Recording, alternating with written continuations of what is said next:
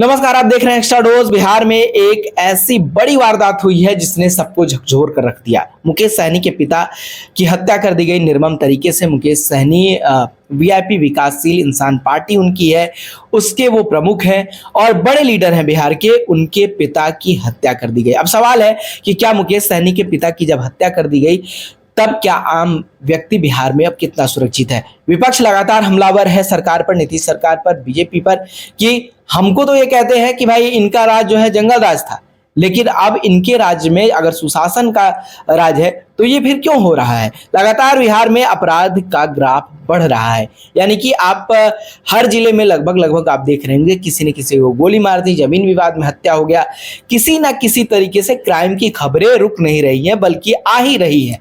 तो ये तो तय हो चुका है कि जब तेजस्वी यादव नीतीश कुमार के साथ रहते हैं तो बीजेपी ये कहती है कि देखिए जंगल राज के तरफ बिहार बढ़ रहा है, यही हत्याएं होती है, ऐसी ही हत्याएं होती है, तब तो ये कहा जाता है। लेकिन जब बीजेपी खुद सत्ता में बैठी होती है और जब बीजेपी पर आरोप लगते हैं तो बीजेपी के एक बड़े नेता जो अजय आलोक हैं, जो पहले नीतीश कुमार के साथ थे, जेडीयू के साथ थे, वो बीजेपी में आ गए और उन्होंने कहा कि किसी भी सभ्य समाज में ऐसी घटनाएं होती हैं, इनको नहीं रोका जा सकता, इन्हें कंट्रोल किया जा सकता है।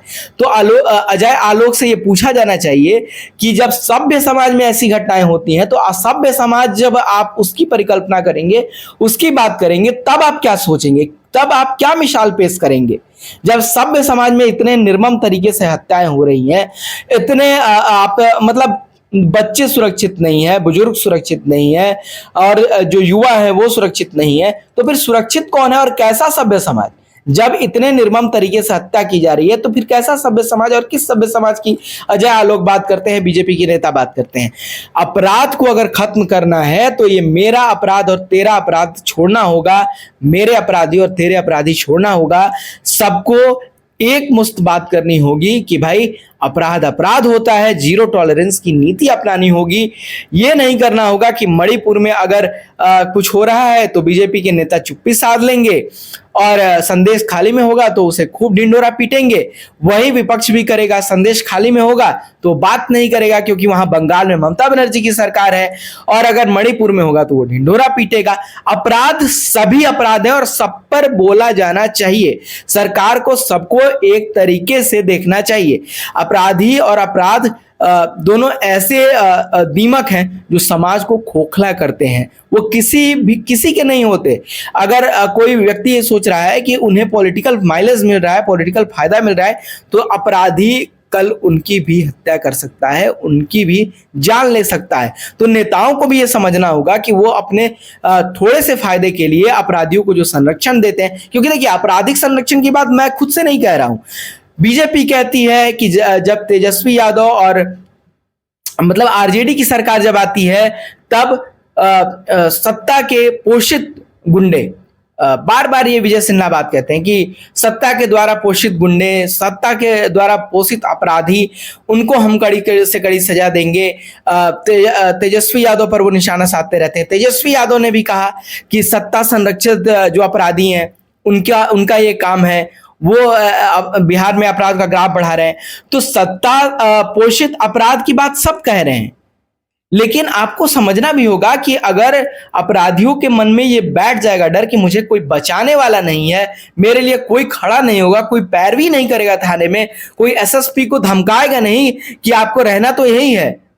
बहुत सारे एसएसपी, कोई कैमरे पे नहीं बोलता है, लेकिन बहुत सारे बड़े पुलिस के अधिकारी ये कहते हैं कि जो सत्ता में लोग होते हैं या विपक्ष में भी लोग होते हैं, जो पावरफुल लोग होते हैं, वो हमेशा जो अधिकारी हैं उनको टारगेट करते हैं, जो भी आईपीएस अफसर हैं उनको टारगेट करते हैं कि उन पर कहीं ना कहीं दबाव डाला जाता है कि उन्हें कहीं ना कहीं जो उनके जानने वाले अपराधी हैं या जानने वाले की गिरफ्तारी की जाती है, किसी मामले में उन्हें पकड़ा जाता है, तो कहीं ना कहीं उन पर दबाव डालने की कोशिश होती है। ऐसे बहुत सारे मामले जो है वो पहले आ चुके हैं। आज मैं देख रहा था टीवी पर अभयानंद, जो बिहार के पूर्व डीजीपी थे, उनसे उनकी चर्चा हो रही थी। तो उनसे जब चर्चा हो रही थी तो उन्होंने एक बात बहुत अच्छी कही कि बिहार पुलिस के पास बहुत सारे हथियार है, ऐसे ऐसे हथियार है जिनका कोई यूज नहीं है, लेकिन हमें हथियारों की जरूरत नहीं है, हमें ऐसी पुलिसिंग की जरूरत है जो अपराध होने से पहले अपराधियों के पैटर्न को समझे कि अपराध कहाँ से हो रहे हैं, कहाँ से उन्हें हथियार सप्लाई किए जा रहे हैं, कैसे उनके मनोबल बढ़ रहे हैं। तो बिहार में या फिर पूरे देश में अगर आपको अपराध खत्म करना है तो मेरे अपराधी और तेरे अपराधी का सिद्धांत खत्म करना होगा।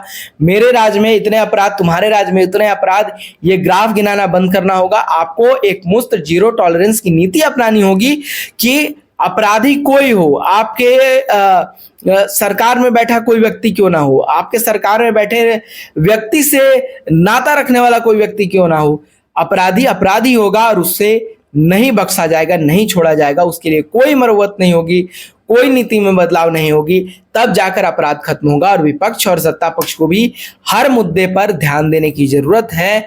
उसे अपने अपने नजरिए से देखने की जरूरत नहीं है। सबको एक नजरिए से, अपराध ऐसी जघन्य चीज है जिसे आपको एक नजरिए से ही देखना चाहिए, और एक नजरिए से जब देखेंगे तो निश्चित रूप से अपराध पर लगाम लगेगा। अपराध का ग्राफ जो बढ़ता जा रहा है वो धड़ाम से गिरेगा, और अपराधियों की जब मनोबल गिर जाएंगे तो वो, मतलब देखिए, जो छुटवैया अपराधी होते हैं, जो छोटे छोटे अपराधी होते हैं, उन्हें कहीं ना कहीं ये मालूम होता है, क्योंकि वो हमेशा नेताओं के संपर्क में होते हैं। जो लोकल लीडर्स होते हैं तो उन्हें लगता है कि अगर छोटे मोटे वो अपराध कर रहे हैं तो उन्हें वो बचा ही लेंगे।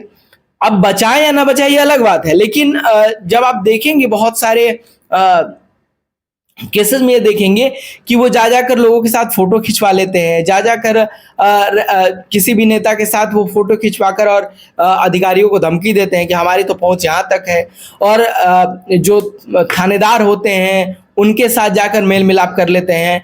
तो इन सब चीज़ों को अब खत्म करने की ज़रूरत है, और नेताओं को चाहिए कि वो इस तरीके से अपने आप को बनाएं, और खासकर बड़े नेता, कि भाई अपराध पर तो जीरो टॉलरेंस होगा। कुछ तो आप छोड़िए, कुछ तो पॉलिटिक्स से अलग रखिए, अपराध को बिल्कुल आप राजनीति से अलग रखिए। अपराध राजनीति से अलग होना ही चाहिए, इसमें कहीं कोई शंका नहीं है, कहीं कोई शक नहीं है, क्योंकि अपराध ऐसी चीज है जो अपराधी अपराध करता है वो किसी का नहीं होता है। वो आज जिस व्यक्ति का मर्डर कर सकता है, कल वो किसी भी व्यक्ति का मर्डर कर सकता है। तो अपराधियों पर, अपराध पर सरकार और विपक्ष को एक सुर में बंधना पड़ेगा, एक नीति अपनानी पड़ेगी कि अपराधी चाहे कैसा भी हो, किसी भी जाति का हो, किसी भी मजहब का हो, कहीं का हो, आपको उस पर राजनीति नहीं करनी है। अपराध के खिलाफ सबको एकजुट से खड़ा होना पड़ेगा, और चाहे अपराधी किसी बड़े हाई प्रोफाइल व्यक्ति का मर्डर कर दे या किसी छोटे व्यक्ति का मर्डर करे, सबको एक चश्मे से देखने की जरूरत है। आज मुकेश सहनी के पिता की हत्या हुई है तो पूरे बिहार सहित पूरे देश में हाहाकार मचा हुआ है। सारे नेता कह रहे हैं कि अरे कैसे हो गया, नहीं होना चाहिए था, मुकेश सहनी के साथ हम खड़े हैं। लेकिन एक व्यक्ति जो ग्रामीण क्षेत्रों में है, जिसका कोई नहीं है, आप चाहे वो शहर का हो चाहे गांव का हो, एक आम व्यक्ति जिसका कोई सुनने वाला नहीं है, जो थाने में एफआईआर दर्ज कराने जाता है तो उसे वहां से भगा दिया जाता है, उसके साथ अगर कोई अपराध होता है तो आप उसको न्याय कैसे दिलवाएंगे, इस पर भी विचार करनी चाहिए। तो भारत में अभी चाहिए कि आप लोगों को जो है वो आप ट्रेंड करें, लोगों को भी अपनी सुरक्षा के लिए अवेयर करना चाहिए कि भाई किस तरीके से आप अपनी सुरक्षा कर सकते हैं, कैसे अपराधियों से बचाव की उन्हें ट्रेनिंग दी जानी चाहिए कि आप अगर कोई अपराधी आपको कुछ किसी पे शक होता है या आपको लगता है कि आपके जान को खतरा है तो पुलिस से डायरेक्ट आप कांटेक्ट कीजिए। आपको जानकर हैरानी होगी कि बहुत सारे ऐसे लोग हैं, बहुत सारे क्या मैक्सिमम लोग हैं, मुझे तो लगता है कि 90% से ज़्यादा ऐसे लोग हैं जिनके पास पुलिस की नंबर ही नहीं है कि अगर उनके साथ अगर कुछ हो जाता है तो आधे घंटे 1 घंटे में पुलिस को फ़ोन भी करके बता दे। तो सबको अवेयर भी करने की ज़रूरत है कि पुलिस की मदद कैसे आप ले अगर आपके साथ कोई अपराध होता है। और क्योंकि पुलिस के प्रति लोगों के अंदर अभी भी भारत में बहुत खौफ है, उन्हें लगता है कि वो जाएंगे, पता नहीं उन्हें क्या होगा, जबकि उन्हें समझना चाहिए कि पुलिस भी उन्हीं के लिए है। पुलिस कोई बहुत बड़े वो कोई राजा और सबसे बड़े यहाँ के अधिकारी नहीं है कि वो किसी को डांट के भगा देंगे कि भाई एफआईआर नहीं दर्ज की जाएगी। वो जनता के लिए बैठे हैं थाने में, और पुलिस के अधिकारी भी ये समझते हैं, जो थानेदार होते हैं वो भी समझते हैं कि अगर लोगों के अंदर ये भय है पुलिस के, और पुलिस और लोगों के बीच में एक बड़ी खाई है, तो उसका वो भी फायदा उठाते हैं और लोगों को कहीं ना कहीं वो भी डांट डपट कर भगा देते हैं जब वो केस लिखवाने जाते हैं, एफआईआर दर्ज करवाने जाते हैं। तो अपराध के प्रति लोगों के अंदर भी जागरूकता फैलानी होगी, और अपराध को कैसे खत्म किया जाए साइंटिफिक तरीके से, और चाहे जैसे भी हो, नेता चाहे वो कानून बनाकर करें, चाहे वो पुलिस को और बेहतर तरीके से साइंटिफिक पुलिसिंग के द्वारा की जाए, जैसे भी हो अपराध पर लगाम लगना ही चाहिए, और सत्ता पक्ष और विपक्ष को एक सुर में बनना चाहिए, और इस पर जीरो टॉलरेंस की नीति अपनानी चाहिए। मेरा अपराध और तेरा अपराध ये सब बंद होना चाहिए। देखते रहिए एक्स्ट्रा डोज।